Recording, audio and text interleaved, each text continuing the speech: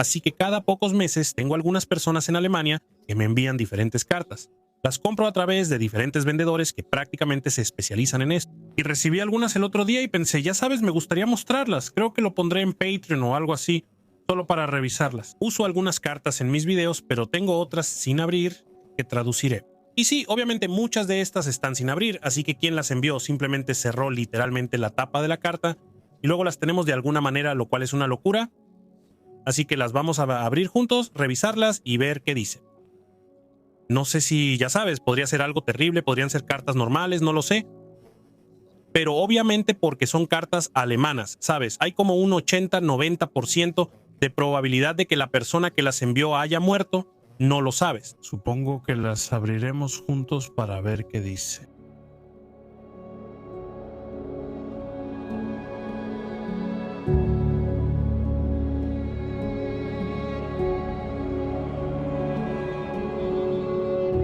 A primera vista, solo parece un sobre normal de correo de campaña, pero cuando miras un poco más de cerca, se convierte en algo completamente diferente. El sello de Feldpost al frente indica que usó el correo militar alemán. Debajo está el 18614E. Ese número se puede rastrear y cuando lo buscas coincide exactamente con una unidad. Dentro del regimiento de infantería SS Totenkopf, Theodor Eicher a la izquierda con el sello de la unidad Waffen SS. Si observas bien, se distingue el águila, la esvástica y el nombre Theodor Eicher alrededor. Eso confirma que no era cualquier soldado, sino un hombre de una de las formaciones SS más brutales, la división Totenkopf. 28 de febrero de 1940. Querido Matías, hoy recibí tu carta y te agradezco mucho. Nunca te olvidaré y espero lo mismo de ti.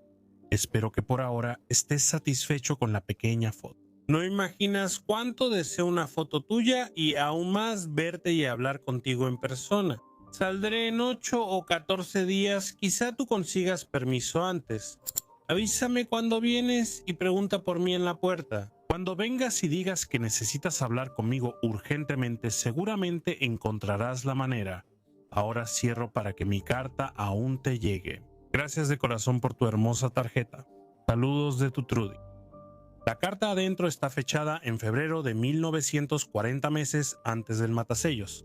Y aquí viene el giro. No fue escrita por la mujer que aparece en la dirección del remitente. La carta fue firmada por alguien completamente diferente, Trudy, lo que significa que Matías guardó esta carta más antigua con él, posiblemente envuelta dentro de este sobre, mientras se movía por Europa, de Austria a la Francia ocupada. Luego está la foto, un retrato en blanco y negro de Matías, con cigarro, uniforme impecable, ojos cansados y la calavera de Totenkopf en el cuello. Esta es la persona que recibió la carta. El sobre dice Paula Aufliner y fue escrito desde la sala de mujeres de un hospital en Wels, Austria, que entonces era parte del Tercer Reich. Este no era un establecimiento militar, era un hospital civil. Y Paula no menciona ningún rango. No es una enfermera con uniforme, al menos no oficialmente. Solo su nombre y un número de sala. Entonces, ¿quién era ella? No lo sabemos. No hay registro de su identidad, rango o parentesco mencionado. Pudo ser enfermera, novia o hermana, aunque el sobre no parece formal. Lo más interesante es que la carta no la escribió Paula. Trudy, otra mujer, la escribió en febrero de 1940. Eso implica dos posibilidades. O Paula enviaba la carta de Trudy, o más probable, Matías guardó la carta con él y solo reutilizó el sobre de Paula, lo que abre la posibilidad más humana de que Trudy fuera alguien muy personal, una amante, una mujer a la que no había visto en meses. Esta carta, solo un pedazo de papel, la llevaba consigo por países y campañas, incluso mientras su división avanzaba por la Francia ocupada. El sello de la unidad Waffen SS/SST Regimiento de Infantería Theodor Eicher lo relaciona directamente con el regimiento Totenkopf de la división. Sanitätsunteroffizier lo identifica claramente como médico de primera línea y suboficial, no como personal de apoyo en la retaguardia. Esto significa que su servicio estaba integrado con las unidades de infantería, moviéndose y combatiendo junto a ellas, en lugar de operar desde instalaciones médicas fijas. El campo de las cartas, la ruta postal y el sello del regimiento indican que Matías ya estaba integrado en la estructura Totenkopf durante su reorganización tras Francia. En esta etapa la división no combatía, sino que se recuperaba de las pérdidas sufridas en la campaña de Francia. La mención de un suboficial médico en la correspondencia del regimiento indica preparación y actividad constante, no desmovilización. Fue un periodo de transición. La división se reorganizaba, recibía reemplazos y se preparaba para desplegarse. Esta carta es histórica por su momento. En julio de 1940, Totenkopf terminó su primera campaña y se preparaba para su destino. Desde 1941, la división fue enviada a los teatros más destructivos de la guerra. Servicio prolongado en el frente, poca rotación y repetidos cercos y batallas de desgaste que destruyeron formaciones enteras. A lo largo de la guerra, la división fue prácticamente aniquilada y reconstruida varias veces, con hasta el 90% de su personal de guerra convirtiéndose en bajas por muerte, heridas o desaparición. Solo considerando lo que indica este sobre, la unidad, el regimiento, la fecha y el papel. Hans Matías inició su servicio en uno de los caminos más peligrosos de las Fuerzas Armadas alemanas como médico de primera línea en la SS, asignado al regimiento de infantería Totenkopf en 1940, enfrentando combate constante desde el inicio del Frente Oriental. Estadística e históricamente, la probabilidad de supervivencia a largo plazo para los hombres en esta categoría exacta era extremadamente baja.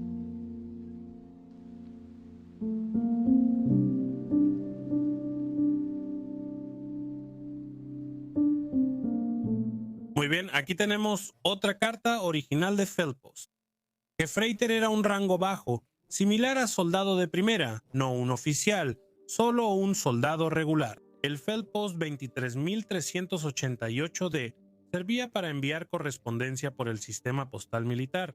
La D probablemente indica su compañía o subunidad. No solo estuvo en el ejército, este código lo asocia a una sección específica de un regimiento o división. Está dirigida a la familia Kolping en Adlerstrasse 27 Múnich. Esa institución católica es parte de una red antigua creada para apoyar a jóvenes trabajadores y estudiantes. En la guerra, estos lugares servían como casas de huéspedes, centros de apoyo o cuidado temporal. No podemos asegurar para quién era la carta, quizá a un sacerdote o alguien que lo ayudó antes, pero no es una carta familiar tradicional. Frente Oriental, 16 de abril de 1943. Queridos amigos, por fin les escribo de nuevo. Antes que nada, mi más sincero agradecimiento por la nota del Kriegsblitz, probablemente un boletín de tareas del mes de marzo. Una y otra vez, uno puede leer sobre uno o dos de los valientes que sacrificaron la sangre joven de su corazón por la patria. 4 largos años de guerra ya casi han terminado. ¿Cuánto tiempo más durará? Esa es la pregunta que todos nos hacemos. El segundo invierno en Rusia ya ha pasado, aunque tenga que haber un tercero. Así que el día también debe acercarse cada vez más cuando, después del final victorioso de esta guerra, podamos regresar a nuestro amado hogar con el corazón lleno de gratitud. Muchos pueden pensar en esto y cómo se verá entonces la hermosa Múnich. Todas estas son preguntas del destino que nosotros los humanos no tenemos el poder de decidir. En cuanto a la salud, todavía estoy bien, que es lo principal ahora. El último parche de nieve pronto habrá desaparecido, y si sigue así, el famoso periodo de lodo también llegará a su fin. El ruso probablemente ya tuvo su parte durante el invierno. La situación ahora está muy tranquila otra vez. Ahora queremos esperar lo mejor. Les deseo a todos, especialmente a las queridas hermanas o enfermeras, una feliz fiesta de Pascua y que sigan teniendo buena suerte hasta un reencuentro feliz y saludable. Matías Hinterholzer. Con el número de Feldpost 23388D, identificamos con certeza al Gefreiter Matías Hinterholzer.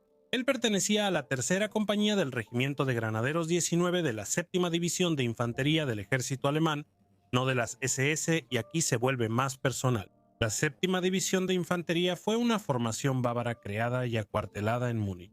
Coincide con la dirección del destinatario en el sobre, una organización católica en Múnich. No era solo un soldado escribiendo a casa, era un chico local sirviendo con hombres que hablaban el mismo dialecto y venían de las mismas calles, quizá hasta de la misma iglesia. A veces un simple detalle como la cerveza o una dirección vincula lo privado y lo militar de forma muy humana. En abril de 1943, la 7ª División de Infantería estaba atrincherada cerca de Oriol, Rusia. Esa región era un cementerio helado de trincheras, caminos pantanosos y ofensivas estancadas. Había llegado la primavera, y con ella llegó el Schlammzeit, la época del lodo. Los tanques se atascaban, las botas se hundían y el suministro apenas avanzaba, pero la división seguía sin descansar. Mantenían líneas delgadas y expuestas bajo constantes ataques de sondeos soviéticos, sin saber que estaban en la zona de preparación para algo peor. En 3 meses, el Ejército Rojo iniciaría la mayor batalla de tanques de la historia. Kursk, la 7ª División de Infantería, aún cerca de Oriol, fue arrojada a la picadora de carne durante los contraataques alemanes y ofensivas soviéticas posteriores. Desde ese verano, la división no se recuperó. Fueron empujados de regreso por Briansk, Gomel y los pantanos de Pripyat, sufriendo grandes pérdidas. Al final de la guerra, lo que quedaba de la división se retiró por Prusia Oriental bajo fuego constante. Regresemos a Gefreiter Matthias Hinterholzer, un joven bávaro que escribe a una institución católica en su ciudad natal mientras sirve en una división de infantería. Meses antes fue destruida en Kursk y por el avance soviético. No hay condecoraciones ni tumba, solo un sello, fecha y nombre. Sus probabilidades de sobrevivir eran bajas. Para 1945, casi ningún hombre del regimiento original de Granaderos 19 seguía en pie. Esta carta quizás sea lo único que queda de él.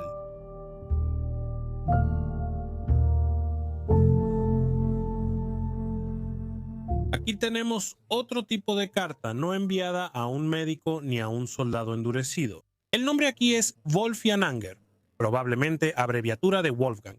Por la caligrafía y cómo está dirigido, no era un asunto oficial, sino personal. Lo más probable es que sea un padre escribiéndole a su hijo pequeño en casa, en Austria. En la parte superior puedes ver las palabras SS Feldpost, correo de campaña, enviado a través del sistema de las SS. Hay un sello morado con el águila y la esvástica. Gendarmería Kreis Silly señala que el remitente estaba en la Eslovenia ocupada por Alemania bajo mando de la policía rural. El matasellos indica 19 de marzo de 1945, 7 semanas antes de la rendición de Alemania. En la parte trasera, todo cambia a un tono más suave. Puedes ver que alguien, probablemente el propio niño, ha garabateado sobre el papel. Dein Halb Einakt Multiplizieren Schrift Schnell. Matemáticas simples, una nota rápida, recordatorios o tarea escolar.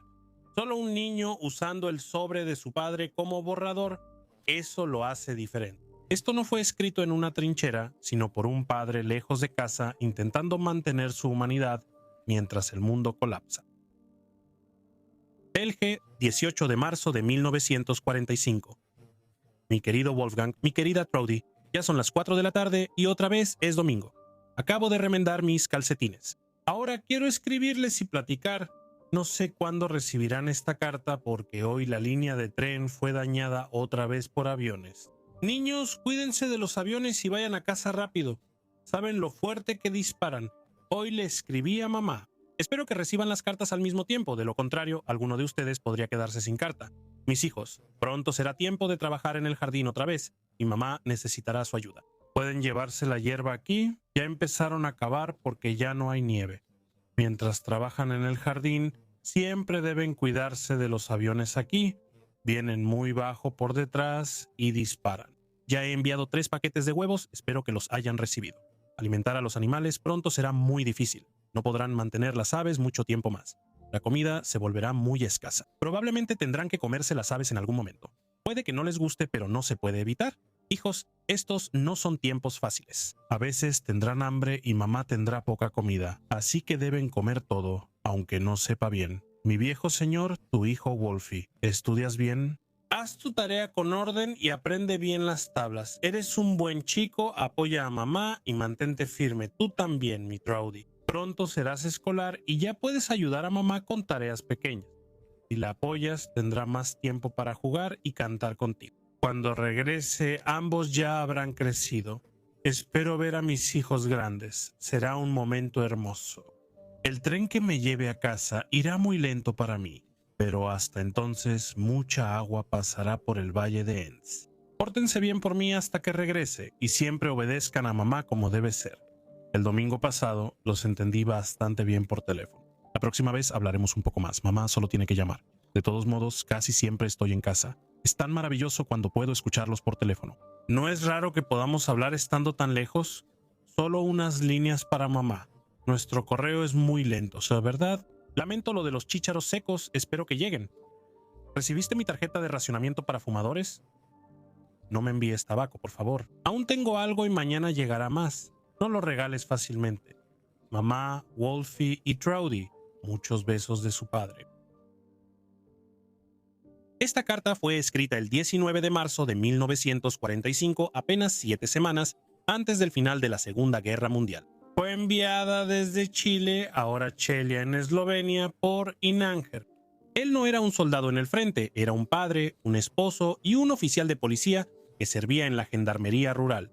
En esta etapa avanzada de la guerra, hombres como él no estaban dirigiendo el tráfico ni manteniendo el orden civil. Eran enviados a operaciones antipartisanas, una tarea brutal en una zona con resistencia y líneas de suministro colapsadas. La carta está dirigida a 3 personas: su hijo pequeño, Wolfie, su hija, Troudy, y su madre, su esposa.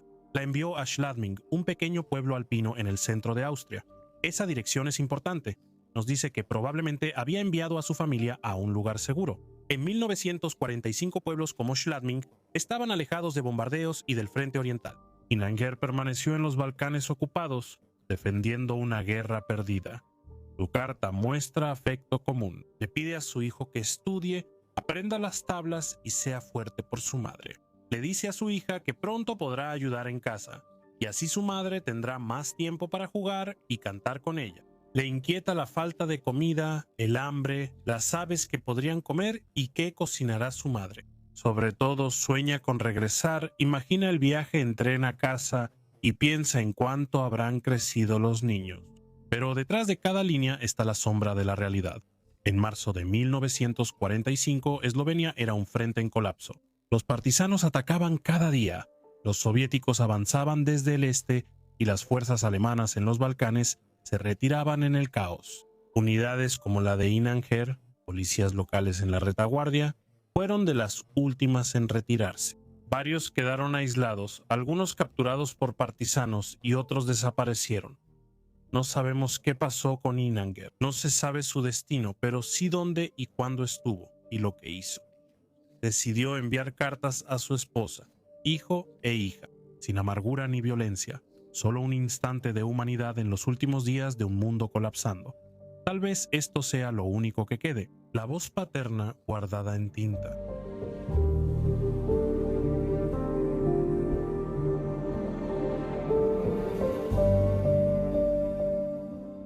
Aquí hay otra carta enviada en febrero de 1944 por Feldwebel Schwanner, un sargento del ejército alemán. Escribiendo a su familia en Feichten bajo Alz, un pequeño pueblo rural de Baviera, el sobre está dirigido solo a la familia Richard Schwanner, sin formalidades ni rango, solo un hombre escribiendo a casa para quienes lo esperan. Hay algo inusual aquí. El sello dice Landesschützen Ramsau, indicando que no era de una unidad de combate en el frente. Los Landesschützen eran tropas regionales, generalmente hombres mayores, reservistas o soldados en recuperación. Se usaban en la retaguardia para vigilar prisioneros, asegurar trenes o trabajar en campamentos en Alemania. El matasellos es de Altenmark, fechado el 26 de febrero de 1944. Eso es interesante, Altenmark está junto a Feichten, el destino, no la base del remitente. Él menciona Neuenstein en el distrito de Ehringen como su estación, a más de 300 kilómetros al suroeste de Alemania. Entonces, ¿cómo terminó esta carta siendo enviada tan cerca de casa? La respuesta más probable es simple y profundamente humana. Estaba de paso, quizá de permiso o en tránsito o lo bastante cerca, para entregar la carta personalmente o asegurar su pronta llegada. Antes, enviar una carta podía tomar días o semanas, por lo que llevarla a la oficina de correos del siguiente pueblo era la opción más segura. Aquí no hay unidad de combate, ni frente oriental, ni insignias SS, solo un sargento mayor al final de la guerra enviando una carta cerca de su pueblo. No sabemos si alguna vez logró regresar, pero sabemos que estuvo cerca, al menos por un momento. Querida Rosa, querida Palmina, como muestra la fecha y esta carta, una vez más siento una profunda añoranza y algo reciente aquí me conmovió mucho. No fue agradable, pero Dios sigue siendo justo y gobierna, aunque no lo entendamos. A veces solo debemos aceptar nuestro destino, aunque sea difícil. El miércoles pensé mucho en Geldorf y sentí mucha nostalgia. Pasé 22 meses ahí y siempre recordaré esos días con cariño. Las noches eran tranquilas y cálidas, como en casa. Honestamente, todavía desearía que me hubieran enviado de regreso a Geldorf en ese entonces. Al menos estaría cerca de todos ustedes durante este tiempo. Pero tristemente, nada puede cambiarse ahora. Luché por evitar la transferencia y quedarme, pero fue inútil. Tuve que aceptarlo y adaptarme. Espero que ambos estén bien. Rosa, cuida tu salud y la de Palmina. Procura cuidarte porque nada vale si pierdes la salud. También quiero agradecerte por tu carta reciente, especialmente las partes sobre el querido Rudolf. Significa mucho para mí. Dijiste que lo evaluaron para el servicio laboral, pero lo pospusieron hasta el 1 de agosto. Qué buena noticia. Ojalá para entonces la guerra termine. Anoche soñé con nuestro querido Otto. Estaba de permiso y estábamos juntos. Tú, yo, Palmina y Rudolf en la sala. De pronto, Otto entró sonriendo y dijo: «Así que ahora vuelvo a ser mío otra vez». Se quitó el abrigo militar, lo puso en su lugar habitual sobre la cama y se sentó con nosotros. Se reía alegremente y dijo: «Seguro pensaron que no volvería. El viejo de arriba no es indefenso y sabe actuar cuando es necesario». La habitación estaba llena de tanta felicidad y cuando desperté me aferré a ese sentimiento porque creo que se hará realidad. Dios cuidará y protegerá a Otto y nos lo devolverá. Amén. Esta carta de febrero de 1944 refleja un momento humano en una familia alemana al final de la guerra. Feldberg Bulsbanner escribe desde Neuenstein, un pueblo del suroeste de Alemania, no desde el frente. Su rango y tono indican que servía en un puesto administrativo en la retaguardia, y su dirección, Schlossstraße 9, lo sitúa cerca o dentro del castillo de Neuenstein.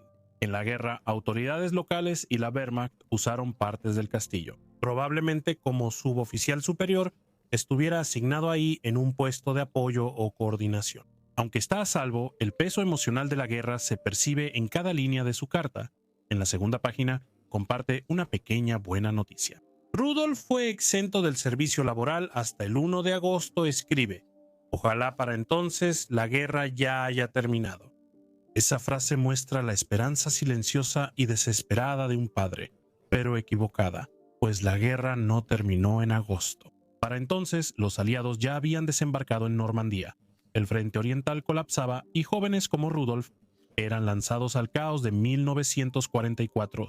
La parte más emotiva de la carta es su sueño con Otto. En él, Otto entra por la puerta, se quita el abrigo, sonríe y dice: «¿Pensaste que no iba a volver?». Es un sueño íntimo y vívido, más que un deseo. Es un enfrentamiento subconsciente con el miedo, no solo añoranza, sino temor. El tipo de miedo que se instaló en cada familia con un hijo en el frente, un miedo que se agudizaba con cada golpe en la puerta, cada sobre sellado con felpos, cada rumor que venía del este.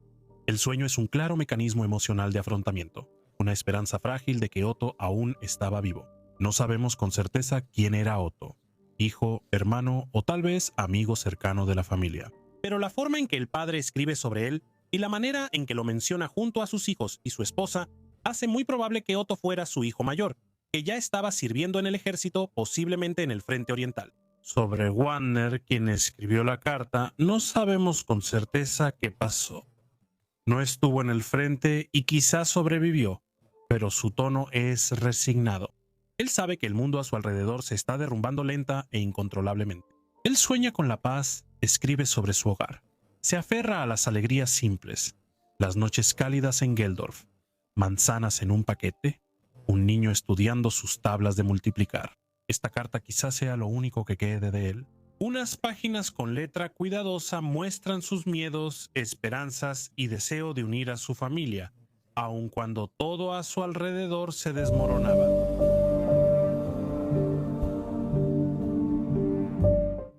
Aquí tenemos otra carta original de guerra con matasellos del 10 de noviembre de 1942 desde el pueblo montañoso de Bischofsgrund, en el norte de Baviera.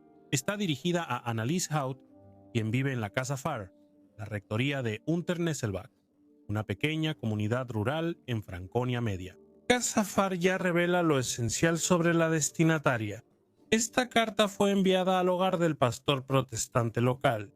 Annelies era casi con toda seguridad la esposa del pastor, o quizás su hija. En Unternesselbach, la familia del pastor era respetada y clave para la estabilidad religiosa y moral de la comunidad.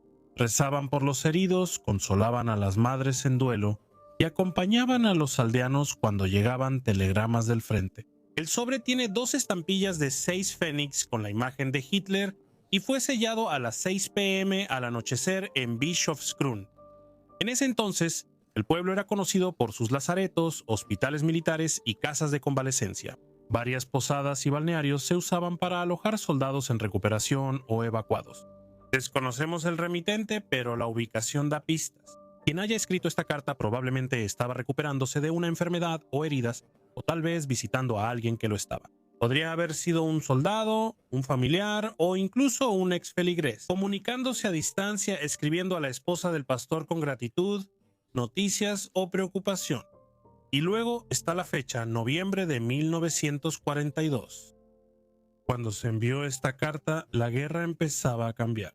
Días después, en el frente oriental, el Ejército Rojo inició la Operación Urano, la contraofensiva que rodeó al Sexto Ejército Alemán. En Stalingrado el frente colapsaba, pero en la zona rural de Baviera, la guerra parecía distante. La vida era lenta, las cartas llegaban en bici o tren, y las montañas estaban en calma. Este sobre es una carta escrita de un lugar tranquilo a otro. Al este, la tormenta ya se desataba. Bischofsgrün, 8 de noviembre de 1942. Querida Annalisa, no pude escribir antes, pero quiero darte mis más sinceras condolencias por tu terrible pérdida. No hay palabras suficientes de consuelo o gratitud cuando perdemos lo más querido. Aún tenemos a nuestros hijos y confío en que Dios nos ayudará para no derrumbarnos. Incluso cuando sientas que todo se te escapa, debes ser fuerte, querida Annalisa, lo suficientemente fuerte para soportar este dolor tan grande. Trata de consolarte sabiendo que no estás sola, que muchas otras mujeres están pasando por el mismo dolor en este momento. Hemos sido buenos amigos y ahora enfrentamos juntos este camino difícil. Tienes a tus 3 hijos que te ayudarán a superar esto y serán tu motivo para seguir, como los míos lo son para mí. ¿Cómo están tú y tus seres queridos? Estamos bien, gracias a Dios, pero el negocio preocupa mucho. Este verano nos visitó tu hermano Hermann con su familia y me alegró mucho. Por las noches platicábamos durante horas y recordábamos los viejos tiempos. Querida Annalise, tienes que venir a visitarnos algún día. Me aseguraré de que haya una habitación lista para ti. Me alegraría mucho que regresaras a Bischofsgrün el próximo verano con tus 3 hijos. Ahora hospedo a 40 niñas de Hamburgo y estoy muy satisfecho. Aquí en Bischofsgrün siempre ocurre algo. Recientemente cayeron varios hombres. Hans, de la familia Ravenstein, murió en África. Margaret Jagl cortejaba a Wiesenkaiser junto a la casa parroquial. Él también ha caído, y un joven llamado Weisflow del Glasemüller también ha muerto. Los 3 avisos de defunción llegaron apenas la semana pasada. Tu querida madre debe estar contigo ahora, me imagino. Te estás quedando en Unternesselbach, o también te mudarás a Erlangen. Si encuentras tiempo, por favor, escríbeme de nuevo. Aquí ha estado nevando todo el día. Querida Annalise, cuídate, sé fuerte y valora a los tuyos. Pienso en ti diario. Un saludo cálido de tu Maya. Hallar las fotografías sueltas en esta carta de condolencias de noviembre de 1942 no es casualidad, sino algo muy significativo. En la Alemania en tiempos de guerra, las fotografías personales rara vez se enviaban por correo de manera casual.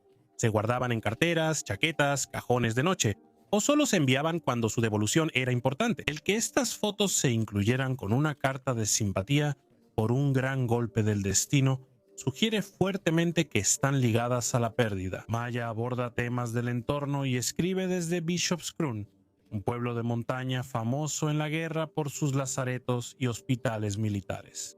Llevaron soldados heridos del frente para recuperarse. Algunos sanaron, muchos no. Si un soldado moría lejos, su equipo personal era recogido por el hospital o conocidos y devuelto a la familia. Cartas, billeteras y fotos eran de los pocos recuerdos tangibles que quedaban.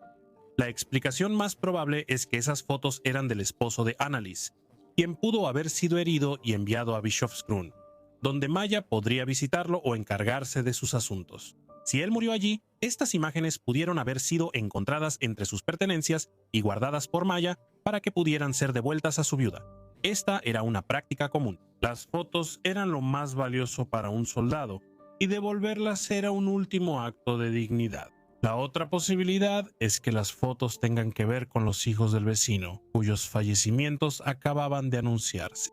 Maya menciona a varios jóvenes que habían caído recientemente, incluyendo a uno que murió en África.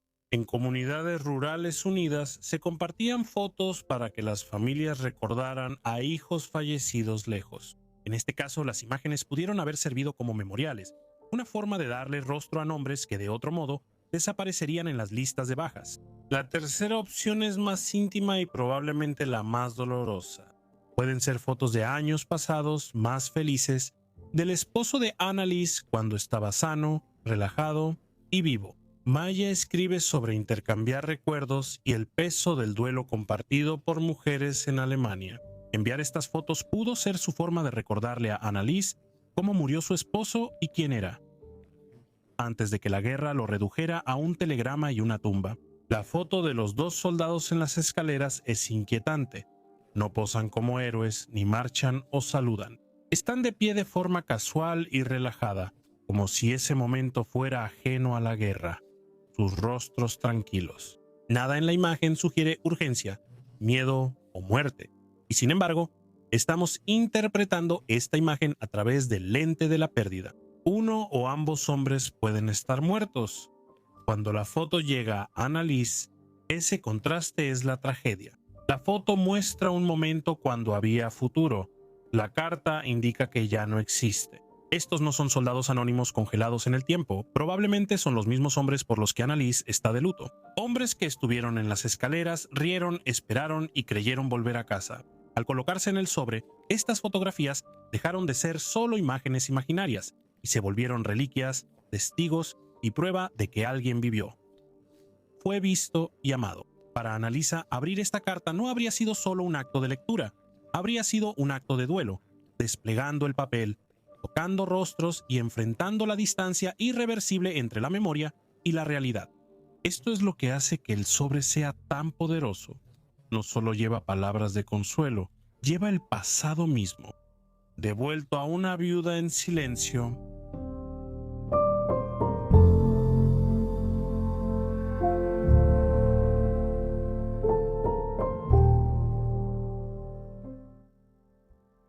Esta carta fue enviada a Else Ruller en el pequeño pueblo de Kladingen, al sur de Bremen, norte de Alemania. La nota Uber Bremen 5 confirma que el correo a Kladingen pasó por el sistema de clasificación de la ciudad más grande. Aquí, el sobre se dirige con la formalidad de guerra. Solo el nombre del pueblo, una estación postal y el título Frau sin calle. Era evidente que probablemente era esposa de un soldado de las Fuerzas Armadas. Este sobre destaca por el sello militar redondo en el frente, que contiene un número de Feldpost iniciado con la letra L. Esa L es clave, indica que es Feldpost de la Luftwaffe, una carta enviada por el correo de la Fuerza Aérea. Mientras que el ejército y las SS usaban sus propias redes respectivas, la Luftwaffe mantenía sus propias líneas de comunicación. No era un soldado de infantería, sino de la Fuerza Aérea Alemana. Aún desconocemos nombre y rango, pero esto es lo que sabemos.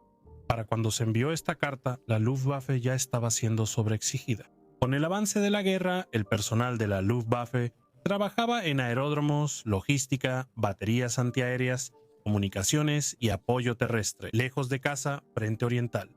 17 de diciembre de 1944. Mi querida Elsa, mi pequeña Inger. Por fin, después de unos días encontré tiempo para escribirte unas líneas de nuevo. Seguramente ya estás esperando noticias mías. Primero, tengo buenas noticias. Recibí tu hermoso paquete de Navidad el 13 de diciembre, llegó muy temprano, aunque así sucede cuando deben enviarse con tanta anticipación. Me alegré mucho cuando llegó, mejor un poco temprano que demasiado tarde.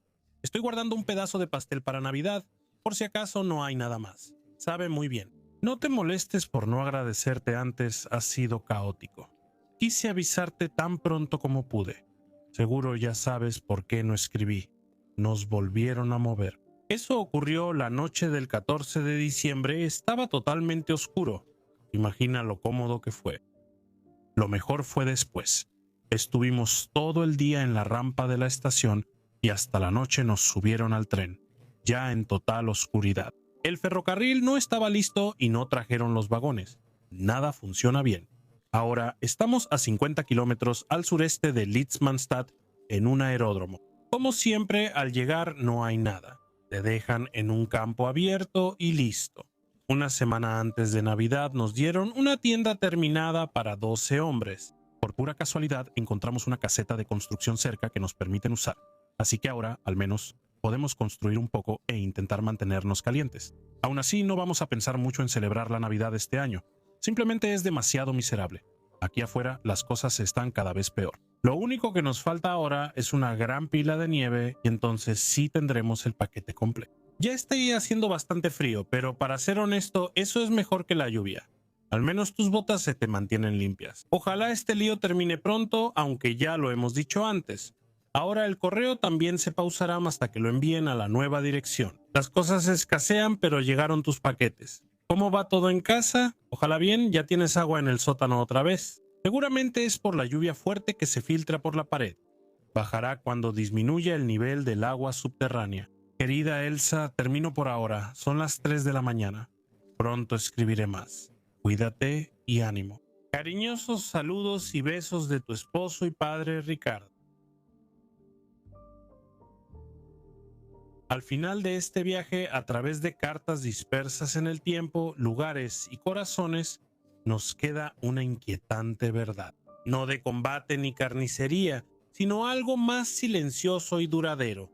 El lazo inquebrantable entre el frente y la familia. Lo que nos sorprende una y otra vez es lo tranquilas que son estas cartas.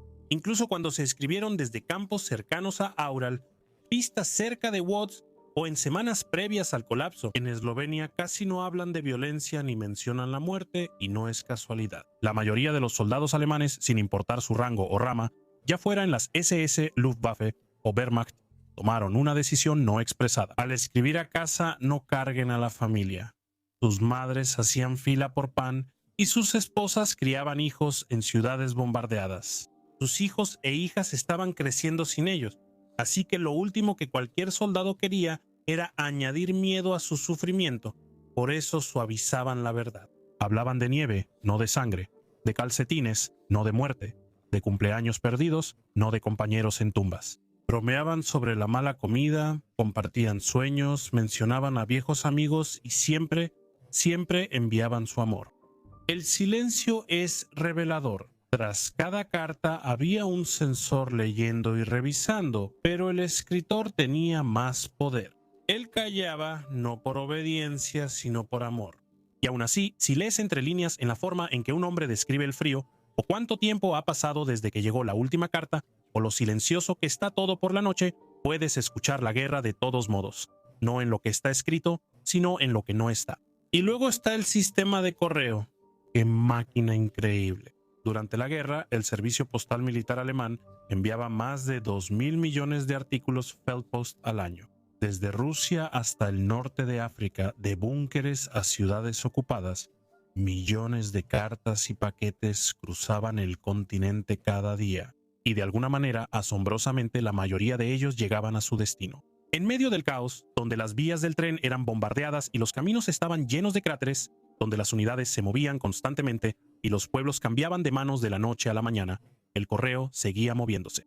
Los códigos de correo de campaña garantizaban el secreto y las estampillas especiales identificaban las unidades oficiales. Los soldados recibían periódicos, paquetes y cartas de sus hogares y respondían, muchas veces hasta el final. En abril de 1945, pese a la derrota inminente y ciudades en llamas, aún se enviaban cartas. Los padres seguían escribiendo a sus hijos. Los esposos aún intentaban comunicarse con sus esposas. Algunos, sabiendo que no volverían, doblaban fotos en el sobre esperando que sobrevivieran. En muchos casos fue así, pues esas fotografías y cartas ahora están ante nosotros. Tinta desvanecida, bordes rotos y fracciones garabateadas en un sobre donde un niño hizo tarea. Detrás de cada página hay una persona, una voz y un instante antes de que la historia llegara. No son historias de guerras cinematográficas, sino reales. Fragmentos de esperanza, miedo, rutina y amor. Escritos por personas que no podían saber lo que sucedería después. Eso es lo que las hace tan poderosas. Si llegaste hasta aquí, gracias por ver y escuchar. Estas cartas no fueron escritas para nosotros, pero aquí estamos leyéndolas décadas después. Ellas sobrevivieron a la guerra, aunque muchos autores no lo lograron. Y de alguna manera, eso significa que una parte de ellos aún vive.